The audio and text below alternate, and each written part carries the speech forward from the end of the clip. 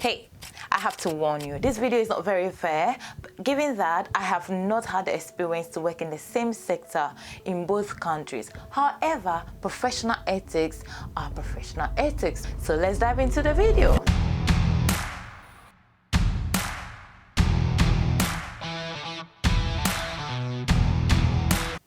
Hello there, you're welcome to my channel Motivated and Inspired. My name is Mimi Fit and I do create content on immigration, fitness. I share my experience of migrating from one country to another and a little bit of everything surrounding this topic. In today's video, I'm going to share about my experience working in Spain as a massage therapist, as a massage consultant, and as a freelance versus working in the UK as a web developer. In total, I would say I so much love working in the UK. Mind you, Spain is my favorite and #1 best country in the world. Some Spanish people that I've come across sincerely do not enjoy the professionalism in Spain. The rules and regulations in Spain are not very strict in this aspect. So employers in general thus exploit employees in Spain. This is for a fact. There are companies that even offer to pay money under the table. These are companies with buildings right on the street that the Spanish government can have access into arresting them. Most people know it, the employees do know it, but they cannot go and report them. Why? Because the rate of unemployment in Spain is very high. And so it's almost a favor having a job. So you don't want to do anything to jeopardize it. The feeling that I have in the UK is very different when it comes to jobs. I don't really mind to change jobs or to stop working, because even though I live in a town or in a village, there are so many job opportunities that I see every time I go to the city center. The problem in UK could be that you do not have the specific job that you want with the terms that you do want. But if all you want is job to have income every month to pay your bills, their job. They go more by the book more than it is in Spain. And this is the more reason why the level of professionalism in Spain is low compared to that of the UK. I will give you a typical example. Let's say in general your salary should be €1,002 per month. They can offer to pay you half of that, and based on that you're going to pay your tax and your monthly pension contribution. Then they will tell you, we will pay you the rest in full of the book, so they don't have to pay tax on that. For some novice, this is great because you're not paying tax on the rest of that money.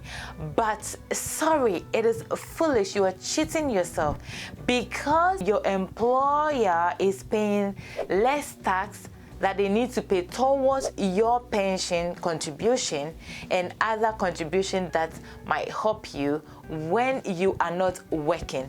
Again, it does affect you when you are out of work because the government does pay you a percentage of your actual salary. So if your salary is 500 and they do not know about the rest of the other 500 that your employer is paying to you, then you are going to be receiving lesser money from the government even though you were earning a lot.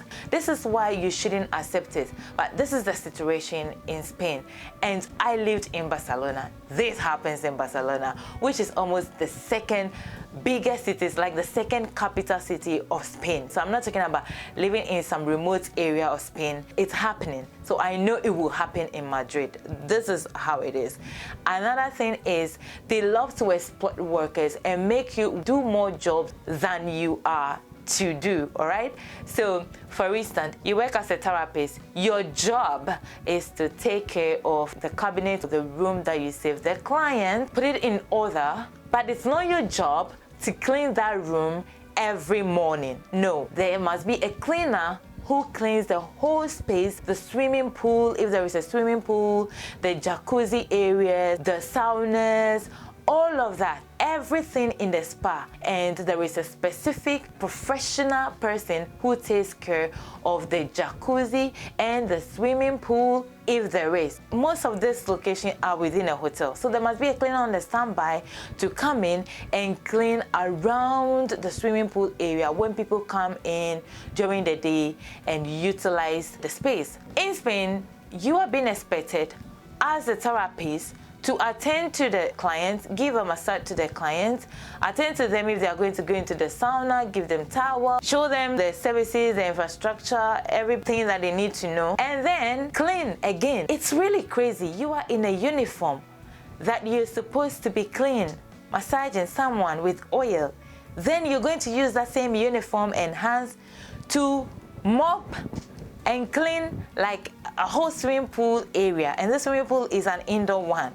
You have to clean that. Like, what? You might be like 2 or 3 people. You may be running shifts. Like in my case, there were always 2 persons on duty. So sometimes you do have clients who come in too, like couples. Instead of them to actually employ a receptionist who attends to the client, take the calls, do the booking and all of that, they expect a therapist to do all of that.